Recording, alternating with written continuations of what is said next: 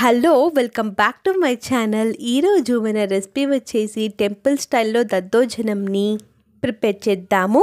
దద్దోజనము ఎప్పుడు చేసిన క్రీమీ టెక్స్చర్గా ఉండి అన్నంలో పెరుగు కలిపి పెట్టినప్పుడు చాలా సేపటి తర్వాత పొడిగా అవుతుంది కదా, అలా కాకుండా ఉండడానికి నేను చెప్పిన టిప్స్ని ఫాలో అయ్యి ఈసారి ప్రిపేర్ చేసి చూడండి. ఇంకా రెసిపీ విషయానికి వస్తే ముందుగా ఒక టీ గ్లాస్ దాకా రైస్ని తీసుకొని ఒక హాఫ్ అన్ అవర్ నానబెట్టేసి ఒక గ్లాస్కి ఒక 3.5 గ్లాస్ దాకా వాటర్ని యాడ్ చేసుకొని మెత్తగా చేసుకోండి. ఒక స్పూన్ కానీ గ్లాస్ కానీ యూజ్ చేసి రైస్ని ఇంకా కాస్త సాఫ్ట్గా చేసుకోండి. ఇలా సాఫ్ట్గా చేసుకున్న తర్వాత ఇందులో ఏ కప్తో మనము రైస్ క్వాంటిటీని మెజర్ చేసుకున్నామో అదే కప్పుతో ఒక హాఫ్ కప్ దాకా పాలు, ఒక కప్పు దాకా పెరుగుని యాడ్ చేసుకోండి. తర్వాత రుచికి తగినట్టుగా ఉప్పుని యాడ్ చేసుకొని ఇది అంతా కలిసిపోయేలాగా బాగా కలుపుకుందాము. పాలు ఆల్రెడీ వేడి చేసిన పాలు యాడ్ చేసుకోండి. వేడి చేయకుండా ఉన్న పాలు యాడ్ చేస్తే రైస్ చాలాసేపటి వరకు ఫ్రెష్గా ఉండదు.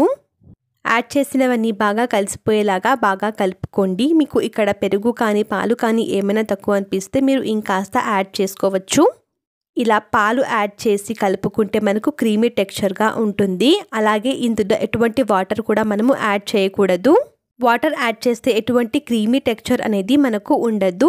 తరువాత పోపు కోసం ఒక ప్యాన్ తీసుకొని అందులో ఒక 1 టీ స్పూన్ దాకా నెయ్యి, ఒక 2 స్పూన్ల దాకా నూనెని యాడ్ చేసుకోండి. నెయ్యి యాడ్ చేసుకుంటే ఫ్లేవర్ బాగుంటుంది. ఇది వేడి అయిపోయిన తర్వాత ఇందులో వేరుశనగ గుళ్ళు యాడ్ చేసుకొని కాస్త ఫ్రై అవుతున్నప్పుడు ఉద్దిబ్యాళ్ళు, శనగబ్యాళ్ళు యాడ్ చేసుకొని 1 నిమిషం పాటు ఫ్రై చేసుకోండి.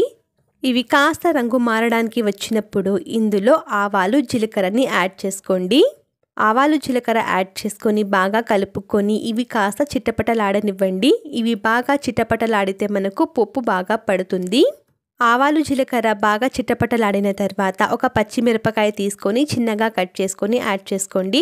అలాగే ఒక ఎండుమిరపకాయ తీసుకొని తుంచుకొని యాడ్ చేసుకోండి. యాడ్ చేసుకొని బాగా కలుపుకొని ఇవి వేగిన తర్వాత ఇందులో జీడిపప్పు పలుకులు యాడ్ చేసుకొని ఫ్రై అవ్వనివ్వండి. ఇవి బాగా ఫ్రై అయ్యాక ఇందులో ఇంగువ, చిన్నగా కట్ చేసుకున్న అల్లం ముక్కలు కానీ, తురుముకున్న అల్లం కానీ, లేకపోతే అల్లం పేస్ట్ కానీ యాడ్ చేసుకొని బాగా కలుపుకొని 1 నిమిషం పాటు ఫ్రై చేసుకున్న తర్వాత ఇందులో కరివేపాకు ఆకులు, మిరియాల పొడి, కొన్ని కొత్తిమీర ఆకులు యాడ్ చేసుకొని బాగా కలుపుకొని ఫ్లేమ్ ఆఫ్ చేసుకోండి.